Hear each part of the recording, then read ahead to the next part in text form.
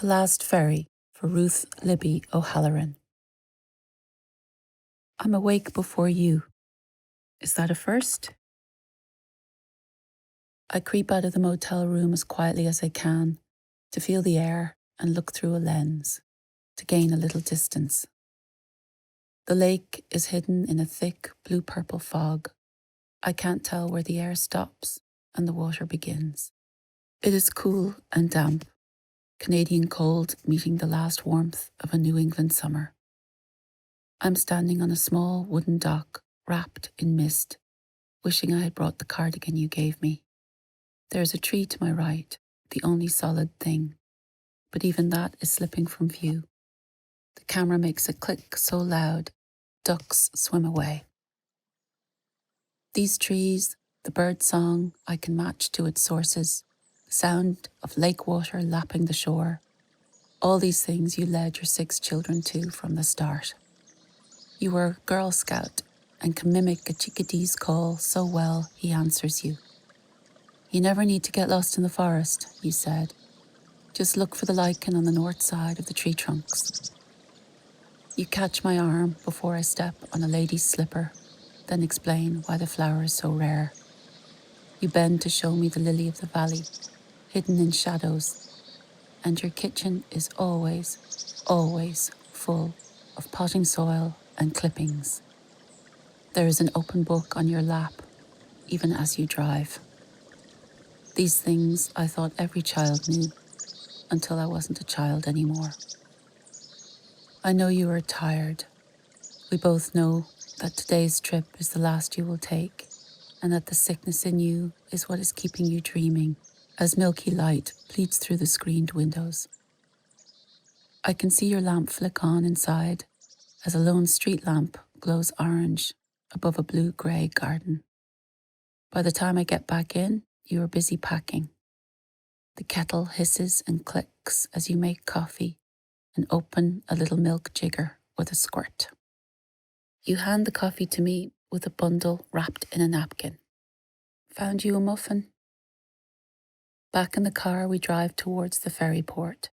Today, we leave Acadia at Maine's northern tip to travel to Nova Scotia, so you can visit the first place you and your husband went to be alone together after having 3 children in as many years. You're quiet on the drive except for the high-pitched sound you make when the car dips into pothole after pothole. Your hand clutches your abdomen. After the diagnosis, you said, no more chemo, no more surgeries. I'm tired of being a pincushion. Instead, you wanted this trip. I dreaded the idea of being in a car and then the cabin of a boat with you, seeing your pain close up. At every chance, I slip away. On the deck, I take shots of the rising sun, the whole sky pinks and greens above the wide sea. Back in the cabin, you asked to take some. Holding the camera with unsteady hands, you point it through the porthole. That sky is sure showing off, you say. I am not taking any photos of you. It doesn't feel right, knowing that soon you won't be able to see the printed images. Instead, I photograph the things you always pointed my chin towards. The skies, the trees. We go for a meal where you and Dad had gone, with a seat right on the bay. You eat a lobster dinner, your chin covered in butter. You lick each finger, grinning. A few days after we get back to Portland, you get a call from your good friend, the Monsignor. He had been up to Lewiston overseeing a funeral and had wandered around Mount Hope Cemetery. He stopped in his tracks when he came across a headstone with your name engraved on it, already placed on a plot. There was your birthday, followed by a dash and a blank space. Eager beavers, aren't they? You said with a chuckle. And of course, you had to see it, which is how I am once again the designated driver for this macabre road trip. We avoid the turnpike and take the scenic route 202, which leads us down Main Street. Passing a cluster of discount stores, you say, let's just pop our heads into Marden's in case there are any bargains. Then back down Main, past the red brick colonial in which you were born and raised. There's 612. I can't for the life of me fathom why they pulled up all the lilacs. The place looks as bare as a penitentiary. We drive to the bridge, passing the W.S. Libby mill where your father made his name. We both look at the red brick mill hanging over foamy waters. There used to be a rock on each side of the falls. One looked like an Indian profile, and the other was the image of George Washington.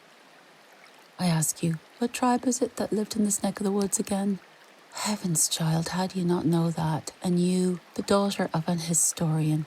The Abenaki, but they didn't last long.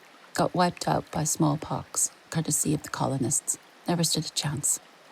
You look to the other side of the bridge at a huge purple building. My word, look at that god-awful colour they've gone and painted the bank this time. The two rock faces are long gone, worn away by the rapids and the blasting for industry. We drive on and through the gates with Mount Hope Cemetery engraved on slabs of granite either side. When we get to the familiar curve, you break the silence with, "You wait in the car, honey. You might get upset." I nod and swallow. I watch you walk in your sensible shoes through thin snow.